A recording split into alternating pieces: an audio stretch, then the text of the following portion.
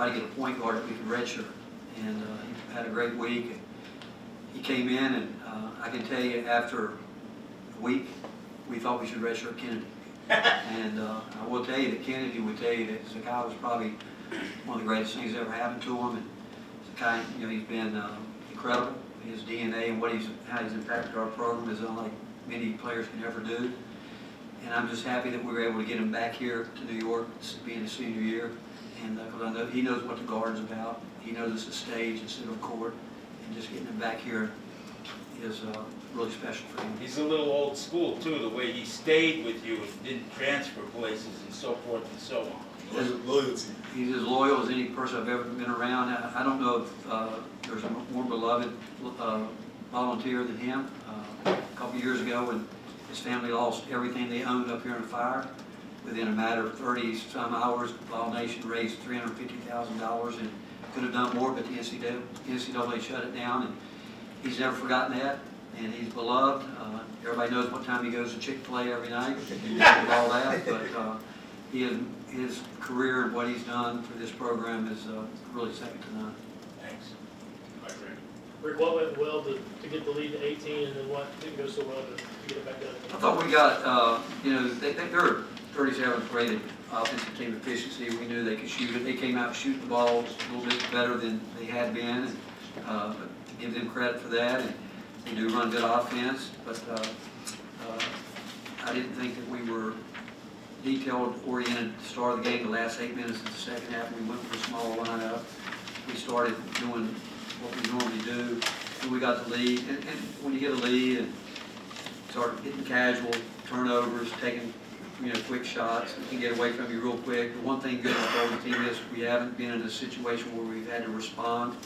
They cut it to 7, and one good thing about the last part of the second half was that we did respond from a run, which is something we're going to have to be able to do a lot more, obviously, but give them credit too. You know, they started making some shots. We broke down a couple times with defensive transition, which is we can't allow that. You know, we can't.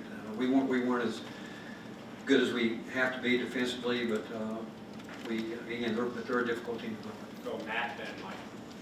I just wanted your opinion on your perspective on the fact that you guys, you have the number 1 ranked defense in the country, all your wins are by double digits. You seem to be executing the game plan, taking the scouting report, without really any lapses there. As a veteran on this team, what's it been like through this process of the season, and what do you account to that? Obviously, it's a goal for a lot of teams. Where you can actually accomplish it, why have you guys been able to do it so far?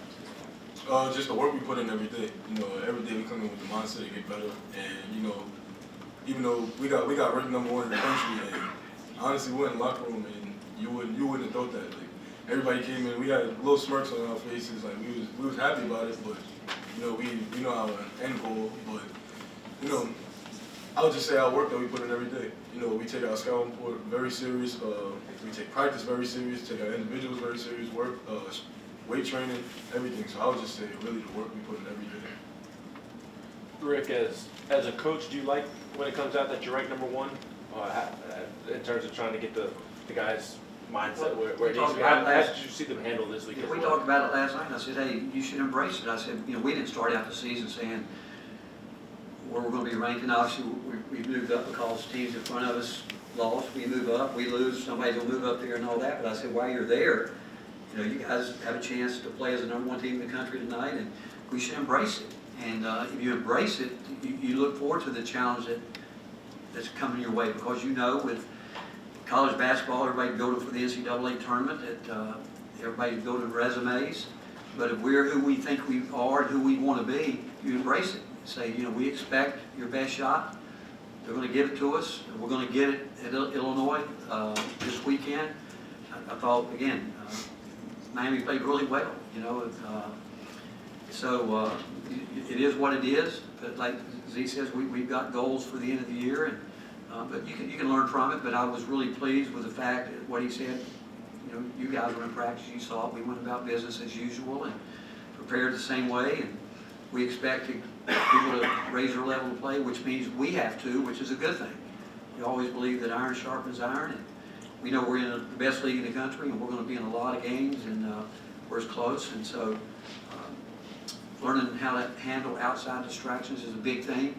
the fact that we, nobody has higher expectations for us than us. I mean, we have the best fans in the country and the ranking and all that, but our expectation, we want to play perfect, and they know that. We try to practice like that daily, and he said it's hard, but they go about their business. We're down to 8 scholarship players tonight, and I thought early the tempo helped us a lot, and then got a little sloppy. But I thought they handled all that well. Rick, the final 8 minutes, was there a concerted effort to get Chaz involved after him not really doing much offensively? Chad's got to get himself involved. I mean, we're gonna run some things for him. He's going to have to work with more force coming off. But when he gives the ball up, he can't stand. And he's going to have to learn to screen, move without the ball, and it's on him to do it. Because we've talked about it now for 6 months, 7 months, and that's where we're excited about him, because we think he can get so much better. Because one thing I do know, his teammates are looking for him. But if he just stands where a guy can pretty much shadow him, they can't get the window to get it to him. So it's a matter of him understanding, and to his defense, this is all new to him. I mean, he's never dealt with what he's dealing with right now, and you have to give him an A+ for what he's done up to this point. But for him to go where I know he wants to go, he'll if he's will do what I think he will do. He will continue to add to his game, which he's going to have to, because people aren't just going to let him stand and catch the ball and shoot it. How can you give someone an A+ and then say there's still so much more they need to do? Because I don't think he had a clue what he was getting into at this. You don't. Coming from where he was, and he played for a terrific program at North Florida, and then coming here and having some of the nights he's had, and the way he's being game plan for with different guys. I mean, different size guys. I'm sure he's played against more length here in our nine games overall than he has at any point. He's also has. I don't know how people guarded him so much at that level, but and again, dealing with him, Meshack every day in practice, because we say this is how you're going to be guarded. And it's hard to do that because one, he's unselfish. He's a really unselfish guy. Where I can tell Z is looking for him often.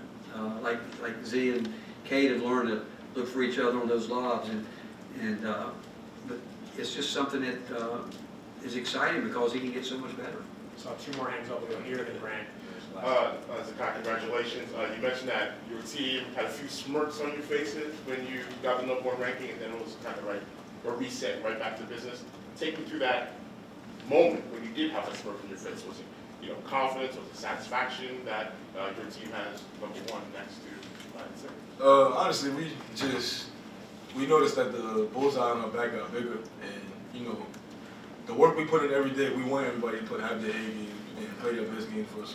So once we knew he was #1, we was like, oh yeah, now we really gonna get everybody's best shot. So we duck no smoke, we run from no competition, and we do that every day. Like we go at it every day, like we don't know each other in practice.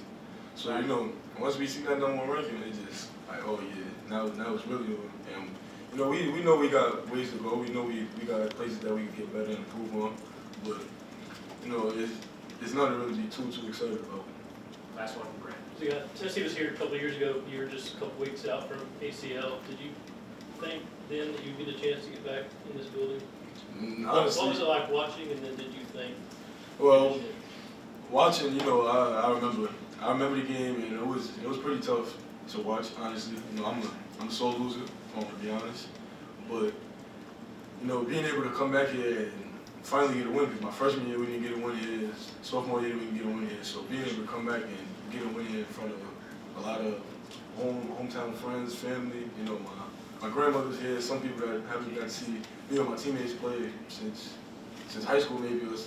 So it was really beautiful to me, honestly, being able to get that win today and see everybody else there. But going back to my sophomore year, just being on the sideline and watching, I did definitely have some memories, especially like just walking onto the court. I remember, I'm like, in my head, like, hey, last time I was here, I was in the scooter, just rolling around. So, just being able to walk that hallway meant something. Being able to step on the court meant something. Being able to warm up